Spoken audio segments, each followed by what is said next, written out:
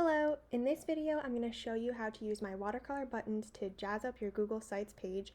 You can also use these in any other platform basically that you're using, for example Canvas, but in this particular video I'm showing you how to create a Google Sites with these buttons.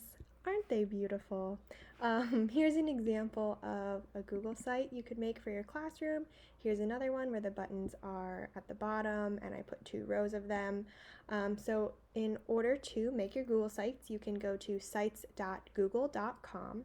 It will take you to a page that might look something like this. Click on the Create button, click on In New Sites. It'll open up a brand new Google Sites template for you.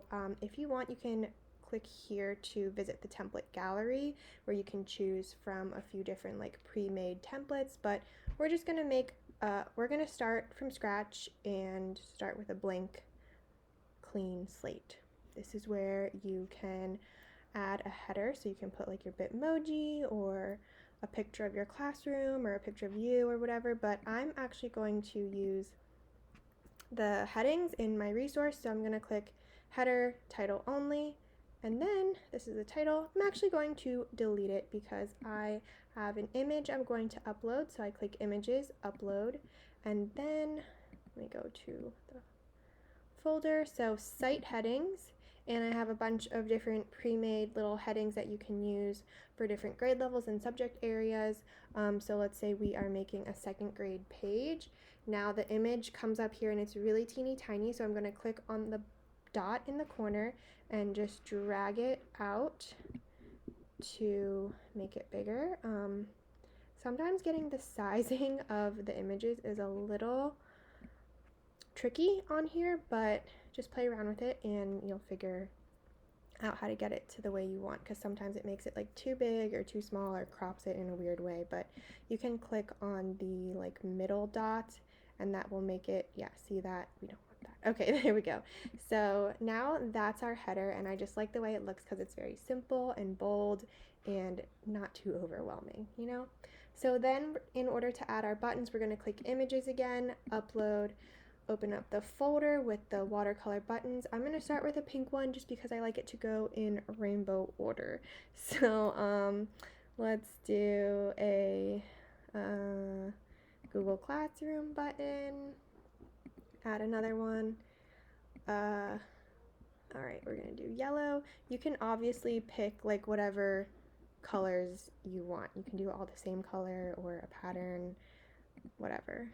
Okay, green. Contact, upload. Now we're gonna pick a blue one,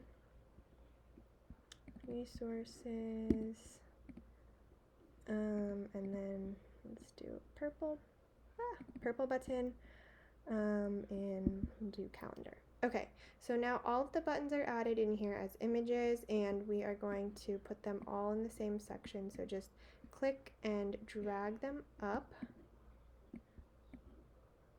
Alright, they're really big. You might want them to be like that. You might want to click and drag them so that they are, whoa, I did not mean to do that. Just make sure if you want to just move one that you have selected just that one. But let's say I want to move this over here. I can do that to make them in a row like that. And then what you can also do is make them smaller like that, but I'm gonna put this back here and I'm gonna click this so it selects all of them, and then I'm gonna click the dot in the corner and drag it like so that each button is only 3 of these columns wide, if that kind of makes sense. You see the little columns, and then I'm gonna click the middle bottom one and just make them a little smaller, and just get the spacing right. I guess that one's good. See how it kind of crops this? I don't know. You just kind of have to play around with it a little bit to get it to do exactly what you want with the images sometimes. Alright, so, oh, hello. Alright, there we go. Alright, so now I have all my buttons, but now what I need to do is I need to make them link to something. So in order to link these images to make them actual working buttons, I'm going to make sure I just select the one image or button, and then I click insert link, and then here I could add a link to my Google Classroom page, and then I will click apply to apply the link. Now let's say I want to make a separate page where I just post updates or announcements with important information. I'm going to create a separate page for that, so I click over here where it says pages, and then I click the plus sign button, and then I'm going to make a separate page for announcements. I'm going to make a separate page for contact information, resources, I think that was another one I picked. Okay, let's go back to the home page. Yeah, resources and calendar. So then I can make a page for calendar. And then let's say I want to do like math resources and reading resources. I can click and drag this to the resources tab. See that? So that when you click on resources, it opens up those two options. You can also click and drag these to change the position of them here. So if I want it to match like announcements, calendar, so if I want to switch these two around, I can do that. All right, so then I'm going to click on the announcements button, click on insert link, and then it will allow me to link to a page within the site. So I click announcements page, click apply, and there it is. Now for the contact page, I click the link, click contact, apply. For the resources tab, I click and then select resources, apply. All right, and that's pretty much it. Oh, I didn't do the calendar one. Oops. Okay, let's add that, apply. And so now my buttons all link to something. I just didn't link the Google Classroom one, but you can obviously hopefully figure that one out. And then if you want to add in any other little things here, like a picture or some text boxes, you will just click on any of these things. You could add or embed a Google Doc, any of these things, a YouTube video if you have like a little intro video or something like that. I'll show you how to do an image carousel, so you can insert some pictures, you can upload pictures like of your classroom.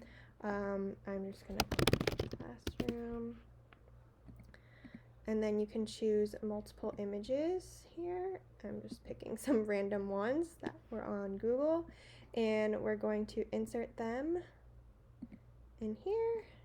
And it always puts it at the bottom, so just click and drag it up. You can also, by clicking on the dots, like resize it. And then for this particular thing with the carousel, it allows the person who's visiting your website to see multiple images there. You can add some text. Yeah, basically that's pretty much it. Just make sure that you publish it. So let's say, okay, second grade, publish. Okay, we can view it. So here's what it looks like. Ooh, it looks so good. And then like for the carousel, see these little arrows? They can take a look at all the different pictures that you uploaded. And then for the resources page, you click resources, and then you can add some documents or pictures or embedded videos here or links to things. They can click back on home, click on announcements, and then you can add other elements in here. In order to do that real quick, once again, I'm going to click the edit option. We'll go to pages, go to announcements, contact, whatever page it is. Here's your page. You can click insert and then add in a text box and type in whatever announcements that you want to make or add on here. Okay, hopefully this was simple. I hope you love using the watercolor buttons to make your Google site for your classroom look awesome. Let me know if you have any questions, and once again, I hope this was really helpful to you. Okay, bye.